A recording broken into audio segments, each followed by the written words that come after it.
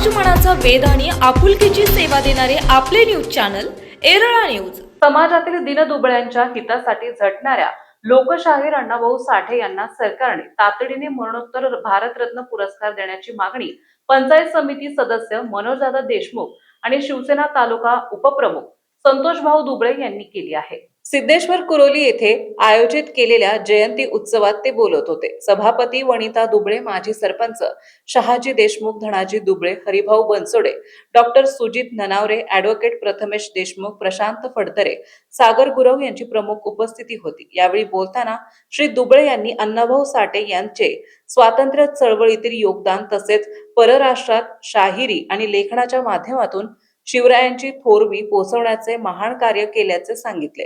जर मनोज देशमुख यांनी अण्णाभाऊंचे विचार कृतीत आणण्यासाठी चांगले समाज संघटन महत्वाचे असल्याचं सांगितले। तसेच मातंग समाजासाठी पंचायत समिती स्तरावरील विविध योजना चांगल्या पद्धतीने राबवण्याची ग्वाही दिली। यावेळी धनंजय क्षीरसागर यांचेही मनोगत झाले। युवा कार्यकर्ते सोमनाथ साठे यांनी प्रास्ताविक आणि सूत्रसंचालन केले।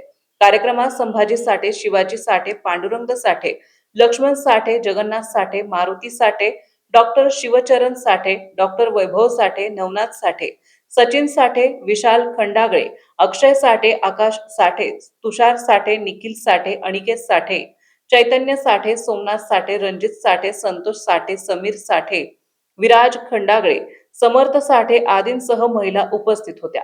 दरम्यान जयंती उत्सवानिमित्त आयोजित केलेल्या ज्येष्ठ विचारवंत प्राध्यापक सुकुमार कांबळे यांच्या व्याख्यानास चांगला प्रतिसाद मिळाला। त्याचबरोबर तिसऱ्या दिवशी अण्णाभाऊ साठे यांच्या प्रतिमेची गावातून सवाद्य मिरवणूक काढण्यात आली। या मिरवणुकीत शेकडो तरुणांनी सहभाग घेतला होता।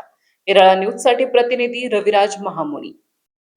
आपल्या भागातील महत्त्वाच्या बातम्या पाहण्यासाठी आजच आमच्या एरळा न्यूज चॅनलला YouTube वर सबस्क्राइब करा आणि बेल आयकॉन प्रेस करा।